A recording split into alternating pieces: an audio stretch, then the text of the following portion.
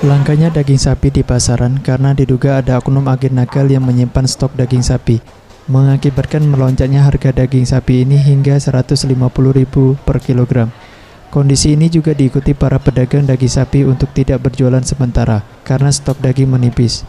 Tidak hanya para pedagang yang dibuat merugi, para pelaku usaha catering juga mengalami hal yang serupa, seperti yang diutarakan Abdu, pemilik Vivin Catering, saat ditemui Rabu 12 Agustus 2015 mengatakan, dengan adanya kenaikan harga daging sapi ini, catering yang dikelolanya merugi, karena sebelumnya ia telah menerima kontrak dengan konsumen, dengan harga daging sebelum kenaikan harga.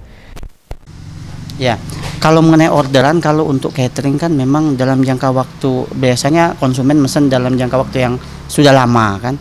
Jadi akibatnya ya di kitanya yang memang merugi, karena harga ke konsumen kan kita nggak bisa up lagi. Sedangkan harga dagingnya sudah melonjak sebegitu tinggi. Jadi ya kita sebagai pengusaha catering memang betul-betul kena imbas memang adanya kenaikan ini.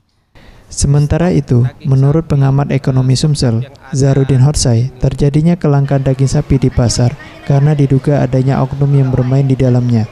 Ia meminta kepada pemerintah untuk menjalin komunikasi antara peternak dan pedagang agar kejadian seperti ini tidak terulang setiap tahun.